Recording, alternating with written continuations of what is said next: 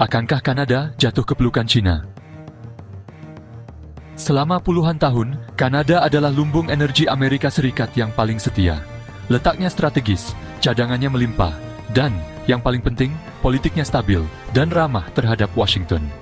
Dari ladang minyak Alberta hingga pipa-pipa yang membentang ke tengah AS, Kanada adalah bagian integral dari sistem energi Amerika Utara. Kanada bukan hanya mitra dagang, tapi perpanjangan tangan dari keamanan energi AS itu sendiri. Namun, sejarah menunjukkan bahwa bahkan aliansi yang tampak tak tergoyahkan bisa berubah arah.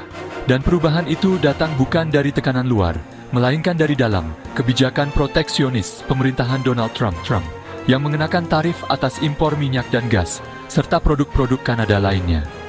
Di mata publik Amerika, ini mungkin hanya satu babak kecil dalam drama ekonomi nasional. Tapi bagi pemerintah Kanada, ini adalah pukulan diplomatik yang menyadarkan bahwa ketergantungan pada satu pasar, betapapun besarnya, adalah risiko geopolitik yang tak lagi bisa ditoleransi. Kebijakan tarif Amerika terhadap Kanada. Alih-alih memperkuat posisi AS, kebijakan tersebut justru menciptakan efek bumerang geopolitik. Kanada mulai mempercepat proyek-proyek energi strategis yang mengarah ke Asia, termasuk penyelesaian Trans Mountain Pipeline senilai $34 miliar yang kini memungkinkan Kanada mengekspor hampir 900.000 barel minyak per hari langsung ke Samudra Pasifik. Di saat yang sama, proyek LNG Kanada siap meluncurkan ekspor gas alam cair pertamanya pada tahun 2025. Kerenggangan hubungan Kanada dengan Washington membuka celah bagi China untuk masuk. Perusahaan raksasa China Rongsheng Petrochemical langsung membuka kantor di Calgary, menandatangani kontrak pasokan minyak dengan Suncor Energy Canada, dan mulai menjajaki kerjasama lebih lanjut dengan produsen besar lain, seperti Cenovus dan CNRL.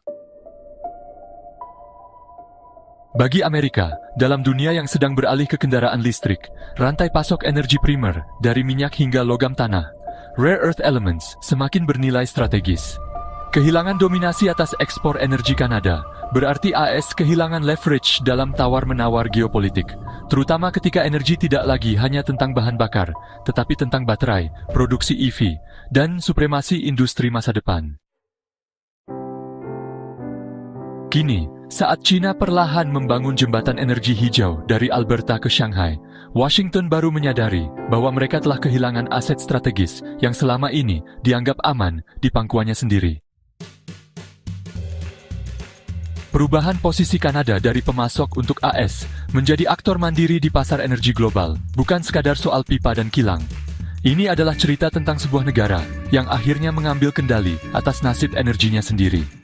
Kanada mulai menandatangani perjanjian dengan Jepang, Korea Selatan, bahkan India, sambil berinvestasi dalam hydropower dan teknologi carbon capture. Namun, pergeseran ini tidak datang tanpa dilema bagi Kanada. Di satu sisi, ekspor minyak ke Asia mendongkrak pendapatan nasional Kanada dan mengurangi ketergantungan pada pasar Amerika Serikat. Di sisi lain, muncul kritik dari kelompok lingkungan dan masyarakat dunia yang melihat ironi besar bagaimana negara yang mengklaim kepemimpinan iklim justru memperluas ekspor bahan bakar fosil. Kini, dunia menyaksikan dua jalur masa depan yang bisa terbentang.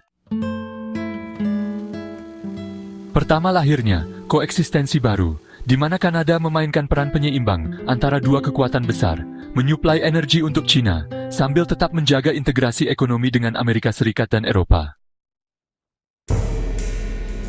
Kedua, timbulnya polarisasi, di mana Amerika Serikat melihat langkah Kanada sebagai ancaman strategis dan memperketat kebijakan ekonomi regional, menciptakan blok-blok energi yang saling bersaing, bukan saling melengkapi. Apa yang terjadi antara Amerika Serikat dan Kanada adalah contoh paling jelas bahwa geopolitik energi tidak lagi ditentukan oleh kedekatan geografis atau sejarah persahabatan, tetapi oleh ketahanan, diversifikasi, dan ketajaman strategi nasional. Ketika Amerika memilih pagar tarif, Kanada membangun jembatan ke timur. Dan dari celah itu, China menyelinap masuk, bukan dengan pasukan, tapi dengan kontrak minyak dan janji pasar masa depan. Dunia baru sedang dibentuk, Dan ironisnya, Washington bisa saja menyadari kehilangan ini saat permainan sudah jauh berjalan. Geopolitik dunia sedang menuju keseimbangan baru, dan Kanada ada di persimpangan antara Washington atau Tiongkok. Mungkinkah Kanada jatuh ke pangkuan Cina atau hanya berpaling sesaat? Waktu yang akan menjawabnya.